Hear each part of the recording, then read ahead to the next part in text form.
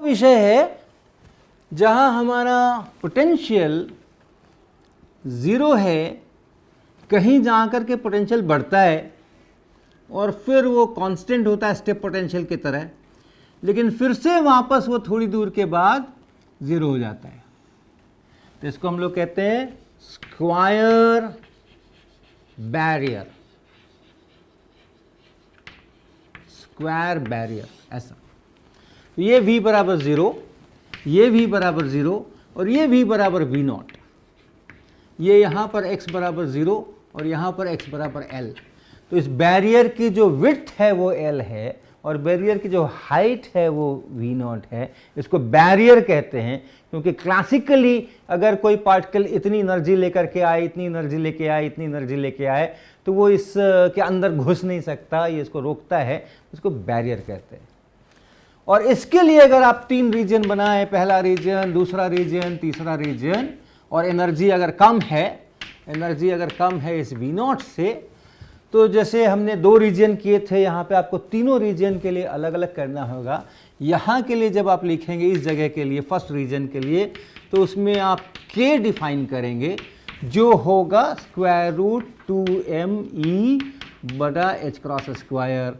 जब आप second reason के लिए लिखने जाएंगे और यहाँ पे जब आप वेव फंक्शन लिखेंगे तो आपको मिलेगा a e पे power i k x plus b e पे power minus i k x ऐसा। सेकेंड रीजन में जब आप जाएंगे तो एनर्जी इतनी है, क्लासिकली फॉरबिडन रीजन है, ये है, यहाँ v0 है, तो इस बार आप गामा डिफाइन करेंगे और गामा आप लिखेंगे 2m, ये v0 माइनस ई, v0 माइनस ई इतना by H cross square. Gamma positive real number होगा, ये डिफरेंस। और तब आपका जो यहाँ वेव फंक्शन लिखेंगे आप, वो होगा c e पे पावर गामा x और प्लस d e पे पावर माइनस गामा x ऐसा। इस बार आपको दोनों लिखना पड़ेगा क्योंकि रीजन इतना ही बड़ा है, आप ये भी टर्म हो सकते हैं और वो भी टर्म हो सकते हैं। और थर्ड रीजन में जब आप जाते हैं, इस रीजन में यहाँ जब आप पहुँचते हैं उस समय फिर से ये एनर्जी इतनी है और यहाँ v बराबर 0 है, तो वही k काम आएगा, वही k यहाँ भी काम आएगा। और यहाँ आप लिखेंगे f e पे power i k x plus g e पे power minus i k x। और अगर आप उस परिस्थिति की चर्चा करते हैं जिसमें आपकी बीम लेफ्ट टू राइट आके इस बैरियर तक पहुंचती है, यानी x बराबर 0 तक पहुंचती है पार्टिकल्स की बीम, और फिर कुछ होता है, इधर में भी कुछ वेव फंक्शन बनते हैं, ये ट्रांसमिशंस वाले ट्रांसमिटेड पार्टिकल्स होंगे, और आप कहते हो कि अब इधर कोई बैरियर, कुछ ऐसा पोटेंशियल में डिसकंटिन्यूटी नहीं है, तो यहाँ से लौटने का चांस नहीं है, हम इधर से भेज नहीं रहे हैं, हम सिर्फ उधर से ही भेज रहे हैं। तो वैसी हालत में आप इसको हटा दे सकते हैं और फिर सारी मैचिंग कराएंगे आप। जो फाई है शुड बी कंटिन्यूअस, दो जगह कराना होगा आपको। x बराबर 0 पर मैच कराइए, x बराबर l पर मैच कराइए। इसी तरह जो डी फाई डी एक्स है उसको भी आप मैच कराइए, वो भी कंटिन्यूअस है यहाँ भी और यहाँ भी। और वो करके आप इन कोफिशिएंट्स का वैल्यू a के टर्म्स में निकाल सकते हैं। फिर आप प्रोबेबिलिटी करंट डेंसिटी की का कैलकुलेशन कीजिए, इसके लिए और इसके लिए, तो आपको रिफ्लेक्शन मिल जाएगा। आप रिफ्लेक्शन करेंगे तो ये, इसको अगर आप J2 कहें, इसको आप J1 कहें, तो वो J2 बाई J1 बनेगा। और अगर आप ट्रांसमिशन में चले जाते हैं तो फिर इससे आप करेंगे, जो ट्रांसमिशन होगा वो ये J3 बाई J1 ऐसा बनाएंगे। तो प्रोबेबिलिटी करंट्स आप निकाल लीजिए, वहाँ से आप फ्रैक्शन निकाल लीजिए कि बीम का कितना फ्रैक्शन रिफ्लेक्ट होता है और बीम का कितना फ्रैक्शन ट्रांसमिट होता है। यद्यपि हम प्लॉट नहीं कर सकते हैं, ये सब कॉम्प्लेक्स नंबर्स हैं, लेकिन ये ऑसिलेटिंग है। ये बताने के लिए अगर आप थोड़ा यहाँ पे ऐसा करने की धृष्टता करें, ऐसा बताने के लिए कि ये ऑसिलेटरी है, यहाँ पे ये एक्सपोनेंशियली डिकेइंग है, तो यहाँ पर इसका ये ऐसा वेव फंक्शन होगा, और फिर यहाँ पर ऑसिलेटरी है, तो फिर इसे मैच करते हुए और ऐसा जाते हुए, और जो ऑसिलेशन होना चाहिए फाई और डी फाई डी एक्स दोनों को मैच करता हुआ ये, तो ये इस प्रकार का फंक्शन यहाँ निकल करके आता है। यानी कि आपके यहाँ की टोटल एनर्जी पार्टिकल की टोटल एनर्जी उस बैरियर की हाइट से कम होते हुए भी आपको बैरियर के दूसरे साइड में अच्छे खासे चलते हुए पार्टिकल्स मिलेंगे। स्टेप के समय भी फॉरबिडन रीजन में हमने घुसाया था, लेकिन वहां क्या था, थोड़ी दूर वो एक्सपोनेंशियली डिके होता जा रहा था। यहां भी ये डिके होता जा रहा है, लेकिन एक बार यहां निकल गए, जितना डिके होना था हो गया, उसके बाद अब ये फ्री पार्टिकल है, जैसा हर पार्टिकल होते हैं वैसा ये पार्टिकल है। और इसके लिए आप बाकायदा उसकी J3 निकाल सकते हैं, करंट डेंसिटी निकाल सकते हैं। तो बैरियर होने के बावजूद भी दूसरे साइड में पार्टिकल्स मिल जाते हैं, ये एक बड़ी बात है जिसको हम लोग बैरियर टनलिंग कहते हैं। इसमें से टनल करके उस साइड में चला गया और उसके बहुत सारे एप्लीकेशंस हैं। तो हमने बैरियर पेनिट्रेशन की चर्चा पिछले क्लास में की थी। अगर पार्टिकल इस तरह के पोटेंशियल में है जिसमें x बराबर 0 तक कोई पोटेंशियल नहीं है, 0 है, x बराबर L के आगे भी कोई पोटेंशियल नहीं है, 0 है, लेकिन 0 से L के बीच में एक बड़ा सा पोटेंशियल है और पार्टिकल की एनर्जी इससे कम है, तब वैसी हालत में हमने देखा कि सारे जब आप ये इक्वेशंस लिखते हैं और मैचिंग कराते हैं स्लोप की और वेव फंक्शंस की, तो दाहिने साइड में यानी x बराबर L के बाहर भी पार्टिकल्स के मिलने की ठीक ठाक संभावनाएं रहती हैं और वो डिके भी नहीं करती है। तो एक फ्री पार्टिकल की तरह वो आगे बढ़ता रहता है। अर्थात अगर हमने एक बीम यहाँ से भेजी है तो वो बीम के कुछ पार्टिकल्स तो यहाँ रिफ्लेक्ट करते हैं और कुछ पार्टिकल्स यहाँ से आगे भी ट्रांसमिट हो जाते हैं। तो ये जो रीजन है क्लासिकली फॉरबिडन रीजन।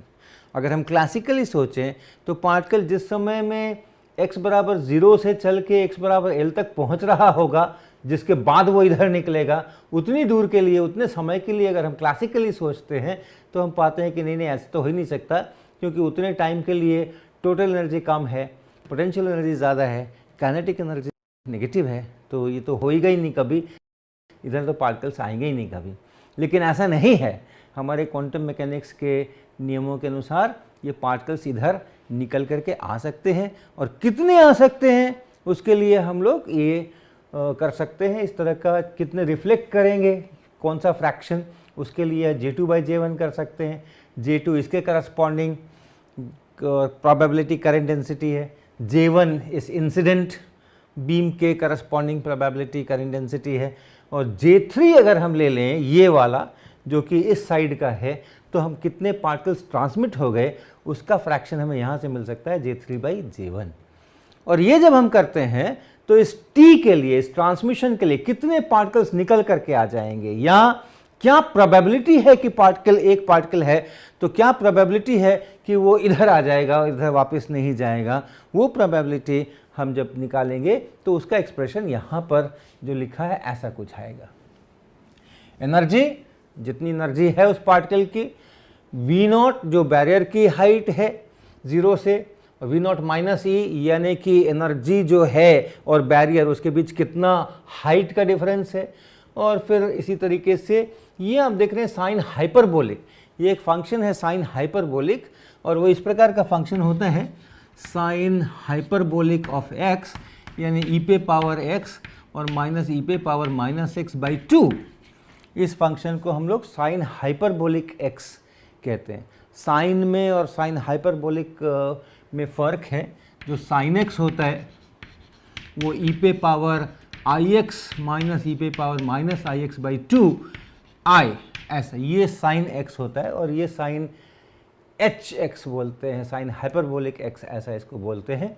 और अगर आप साइन हाइपरबोलिक ऑफ ix ऐसा लिखने की कोशिश करें, x की जगह ix लिखने की कोशिश करें, तब ज़रूर ये e पे पावर ix यहाँ पे माइनस e पे पावर -ix, x की जगह पर ix और बटा 2 ऐसा।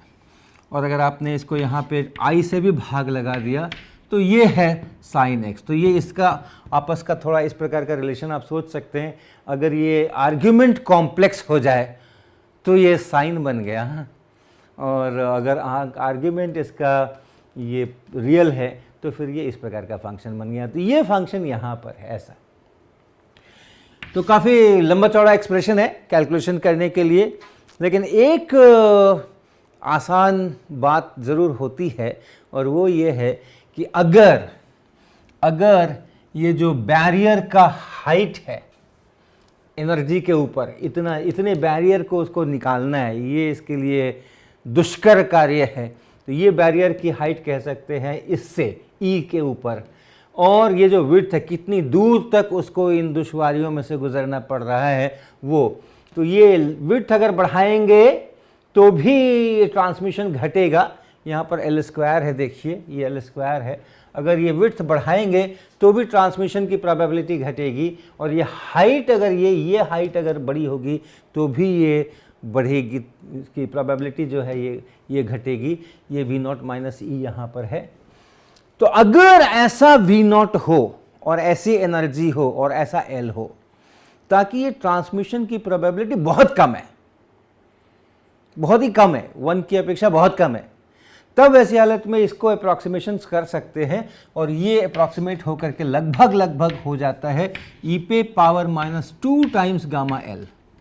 गामा आपका वही है square root 2m V not minus E by H cross square.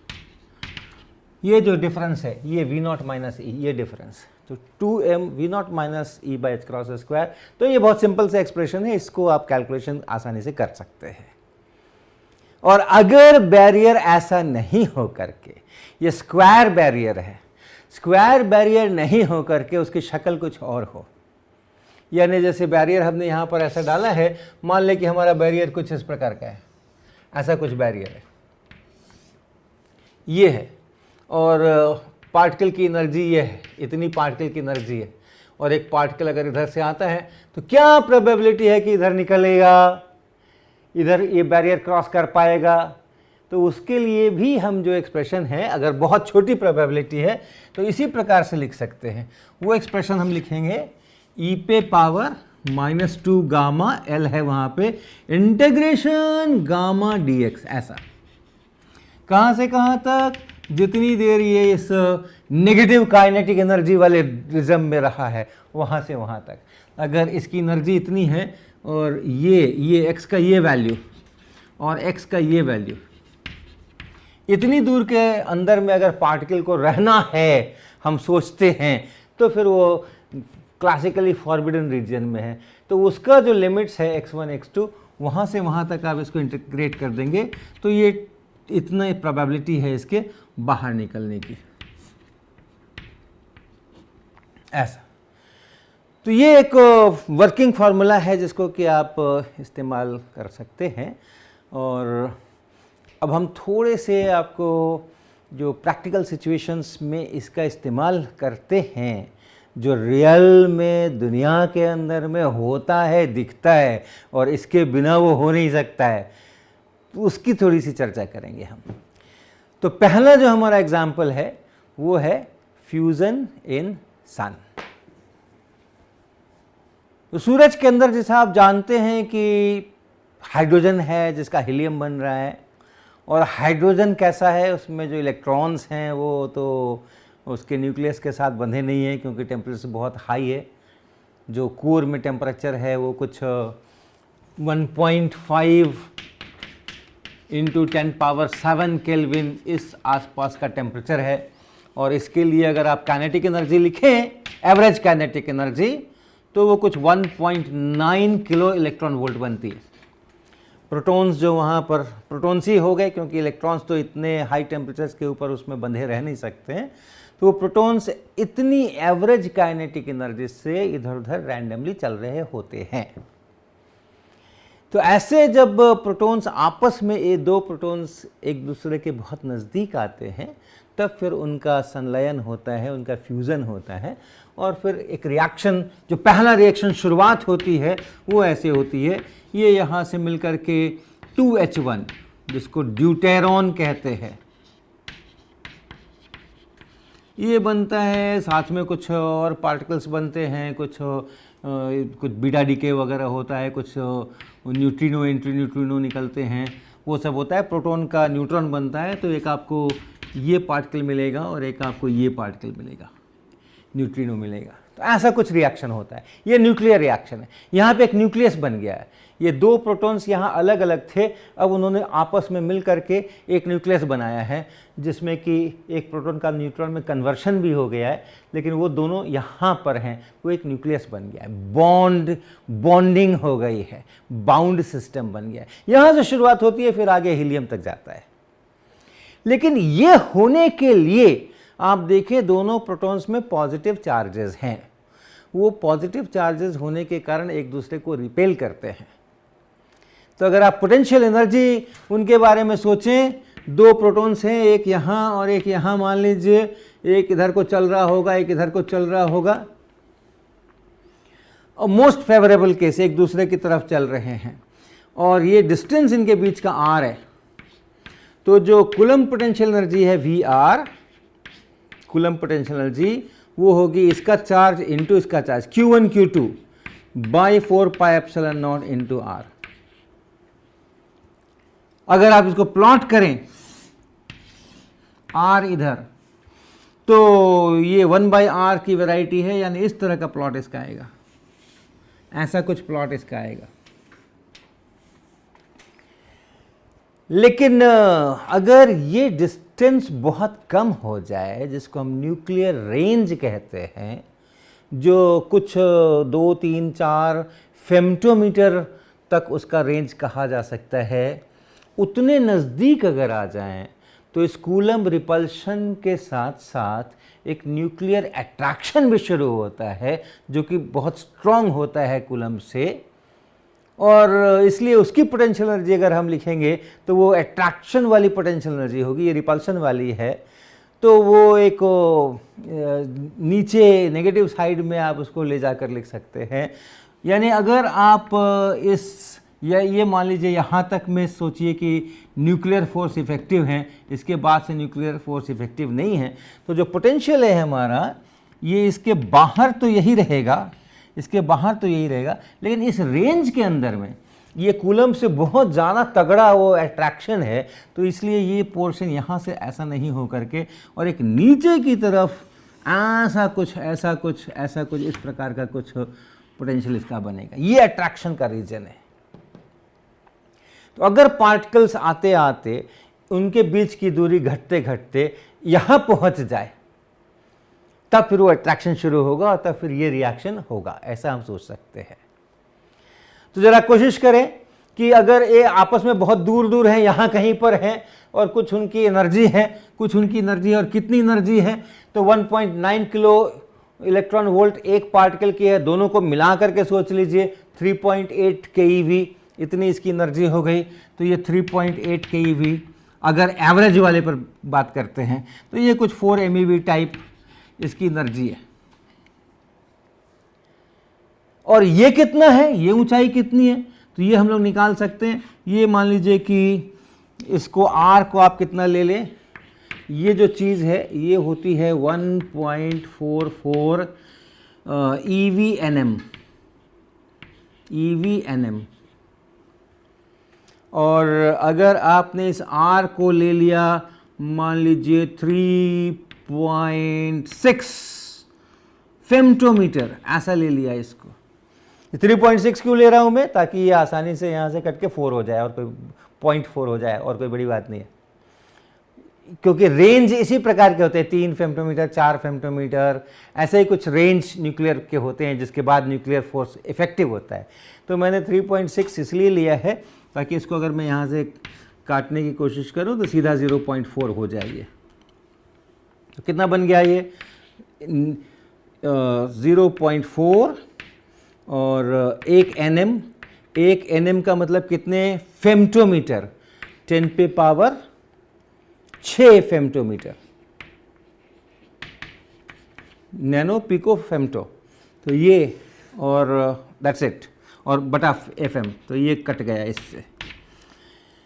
क्या पता चला, क्या पता चला, दिस इज 400, 3 यूनिट्स मैंने यूज कर लिया और 3 मिनट्स को keV लिख दें, 400 keV। 400 keV ये हमें पोटेंशियल एनर्जी यहाँ पे मिलती है। ये 400 keV मिलती है। ये क्या है 3.8 keV है ये, और ये है 400 keV। मुझको इसको बहुत ऊपर ले जाने की ज़रूरत है, मुझे इसे बहुत ऊपर ले जाने की ज़रूरत है। ऐसा ये 400 keV, ये इसका बैरियर का हाइट है, ये 400 keV। अगर हम 3.6 फेम्टोमीटर पर देखते हैं तो, क्योंकि इसके आगे न्यूक्लियर फोर्स तो इफेक्टिव नहीं है, केवल कूलम फोर्स है, उसके कारण से जो पोटेंशियल एनर्जी है वो 400 keV निकल के आ रही है। और प्रोटॉन्स की एनर्जी है कितनी, दोनों प्रोटॉन्स मिला करके एक सिस्टम मान लें, उसकी एनर्जी है कितनी, काइनेटिक एनर्जी है कितनी, 3.8 keV। तो चूंकि ये डिस्टेंस कम हो रहा है, आर अधिक से हम कम की तरफ आ रहे हैं, तो यहाँ आते आते ये क्लासिकली फॉरबिडन रीजन है। यहाँ पे नेगेटिव काइनेटिक एनर्जी होगी अगर क्लासिकली आप सोचेंगे तो, और इसलिए ये एक बैरियर है, ये एक बैरियर है। और इस बैरियर को क्रॉस कर सकता है क्या, बाहर निकल सकता है क्या? अगर ये क्लासिकल मैकेनिक्स की ही दुनिया होती तो नहीं, लेकिन दुनिया हमारी उससे नहीं चलती है, दुनिया हमारी क्वांटम मैकेनिक्स से चलती है। और इसलिए ट्रांसमिशन e पे पावर -2 गामा l या 2 इंटीग्रेशन गामा dx, ये हम यहाँ से यहाँ तक करें तो इतनी प्रोबेबिलिटी तो है कि ये पार्टिकल इस तरफ अपीयर करे, यानी r का मान इससे कम हो जाए। और एक बार इससे कम हो गया, अब कोई बैरियर नहीं है, अब पोटेंशियल एनर्जी बहुत कम है और टोटल एनर्जी बहुत ज़्यादा है, अब कोई बैरियर नहीं है, अब वो आसानी से एक दूसरे के नज़दीक जा सकते हैं। तो ये एक बड़ा कारण है न्यूक्लियर फ्यूजन होने का। टनलिंग होती है, बैरियर पेनिट्रेशन होता है, क्लासिकली फॉरबिडन रीजन बीच में होने के बावजूद भी पार्टिकल्स दूसरे साइड में अपीयर करते हैं। इसी कारण से प्रोटॉन प्रोटॉन के बीच की दूरी घटती है इतनी कि न्यूक्लियर फोर्स इफेक्टिव हो जाए और ये रिएक्शंस इस प्रकार से शुरू हों, और आगे भी इसी तरह से रिएक्शंस होते हुए हीलियम तक मामला पहुंचे। हालांकि एक और चीज़ ज़रूर बताने की ज़रूरत है कि ये एवरेज काइनेटिक एनर्जी है। कुछ प्रोटॉन्स इससे बहुत ज़्यादा काइनेटिक एनर्जी वाले भी होंगे, कुछ इससे बहुत कम काइनेटिक एनर्जी वाले भी होंगे। तो जो ज़्यादा वाले प्रोटॉन्स हैं उनके यहाँ पर निकलने की प्रोबेबिलिटी अधिक होगी, लेकिन फिर भी 400 keV तक कितने प्रोटॉन्स बचेंगे, जबकि एवरेज 3.9 है। वो फ्रैक्शन इतना कम है कि उससे वो फ्यूज़न हो करके और हमें इतनी सारी धरती के ऊपर ऊर्जा नहीं मिल सकती थी। तो थोड़ा उसका भी हाथ है, जिसको हम कहते हैं Maxwell's speed distribution. High speed वाले भी कुछ तो प्रोटॉन्स होते हैं जो एवरेज से बहुत ऊपर होते हैं, तो उनका अपना योगदान है ज़रूर, उनके लिए बैरियर पेनिट्रेशन की भी प्रोबेबिलिटी अधिक है। और लेकिन बैरियर पेनिट्रेशन होना ज़रूरी है, अन्यथा तो धरती नहीं हो सकती थी। तो ये पहला एक ज्वलंत उदाहरण है कि क्वांटम मैकेनिक्स के रूल्स तो हमें जानने ही पड़ेंगे, उसके अनुसार तो दुनिया को चलाना ही पड़ेगा। एक दूसरा हम एग्जाम्पल लेते हैं जिसको हम कहते हैं स्कैनिंग टनलिंग माइक्रोस्कोप।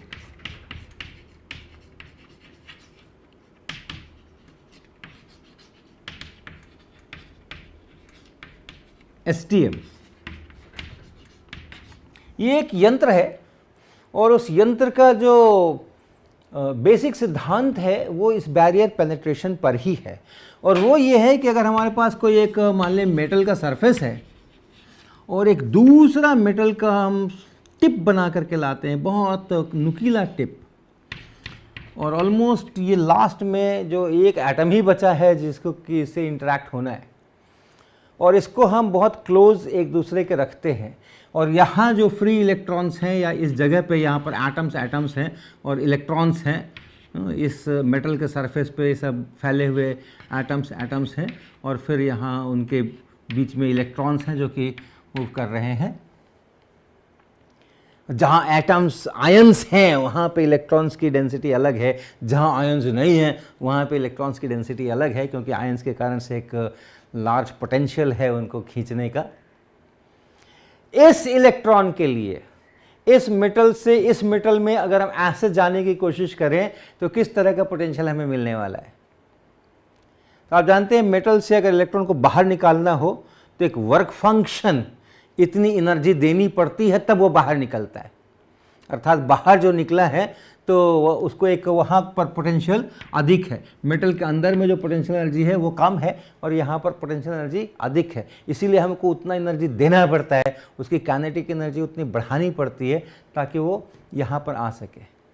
फिर से मेटल में घुसेगा तो फिर से उसको यहाँ पर स्वतंत्रता है, यहाँ कोई दिक्कत नहीं है। यहाँ निकलना कठिन है, यहाँ निकलना कठिन, जब तक आप एनर्जी दोगे नहीं यहाँ निकलेगा नहीं। तो आप फोटो इलेक्ट्रिक इफेक्ट करते हैं या हीट एनर्जी देते हैं, थर्मो आयनिक एमिशन कराते हैं, एनर्जी देना पड़ता है इसको यहाँ से यहाँ लाने में। अभी जो एनर्जी है वो सफिशिएंट नहीं है, तो it's like a barrier, it's like a barrier. यहाँ के पोटेंशियल एनर्जी को आप जीरो अगर कहते हैं तो जब ये ऊपर ऐसे उठेगा, ये बाहर निकलने की कोशिश करेगा तो इतना बड़ा बैरियर है, जितना ये गैप है उतना बैरियर की विड्थ है, और फिर से अंदर घुस गया तो फिर से बैरियर जो है छोटा हो गया। अब ये छोटा बड़ा हो सकता है, अलग अलग मेटल्स हैं तो उनके वर्क फंक्शन अलग अलग होते हैं, इसलिए छोटा बड़ा हो सकता है। उसके अलावा हम लोग इसको एक बैटरी से भी जोड़ के, जिसको बायसिंग कहते हैं, ऐसा कर देते हैं तो एक साइड जो है उसको हम लोग घटा देते हैं, एक साइड को हम लोग बढ़ा देते हैं, इस तरह से। तो ये जो इलेक्ट्रॉन्स हैं, इन इलेक्ट्रॉन्स को एक बैरियर मिल गया है, इन इलेक्ट्रॉन्स को एक बैरियर मिल गया है, और इसके कारण से ये इससे निकल के इसमें नहीं जा सकता है। इसकी एनर्जी जो है वो अभी कम है और वो एनर्जी ऐसी है कि इसमें नहीं जा सकता है क्लासिकली। लेकिन क्वांटम मैकेनिकली इसको इधर जाने की एक संभावना है, वो प्रोबेबिलिटी है। और इस टिप की विड्थ, इसके जो सेपरेशन है, इसको हम बहुत कम कर दें और इसको बहुत कम कर दें तो ये संभावना बढ़ती है, और तब ये इलेक्ट्रॉन्स यहाँ से यहाँ पहुँचते हैं, बैरियर टनल करके यहाँ से यहाँ पहुँचते हैं, और फिर एक करंट इसमें से गुजरता है। तो जहाँ इलेक्ट्रॉन्स हैं वहाँ ये करंट होगा, जहाँ इलेक्ट्रॉन्स नहीं हैं वहाँ करंट नहीं होगा। जहाँ एटम्स हैं वहाँ पर इलेक्ट्रॉन्स की डेंसिटी जो है वो कुछ अलग है, तो वहाँ पे करंट होगा। दोनों एटम्स के बीच में, अगल बगल के एटम्स के बीच में जो खाली जगह है वहाँ पे इलेक्ट्रॉन की डेंसिटी कम है, तो वहाँ पे कम करंट होगा। तो इसको अगर इस करंट को नाप लें, इस टनलिंग करंट को नाप लें, तो हमें पता चलता है कि कहाँ कितना इलेक्ट्रॉन्स की डेंसिटी है और कहाँ एटम्स हैं और कहाँ एटम्स नहीं है, उनके बीच का सेपरेशन कैसा है। तो आप पिक्चर्स में देख सकते हैं कि एसटीएम से एटम बाय एटम का इमेज किया जाता है। एक एक एटम आप अलग अलग इमेज में देख सकते हैं। तो ये एसटीएम की खासियत है। कुछ इधर की तरफ चलें तो 0.1 एंगस्ट्रॉम इतने का सेपरेशन में आप चीज़ें देख सकते हैं, और वर्टिकल में अगर आप चलें तो 0.01 एंगस्ट्रॉम इतने सेपरेशन में आप चीज़ें देख सकते हैं।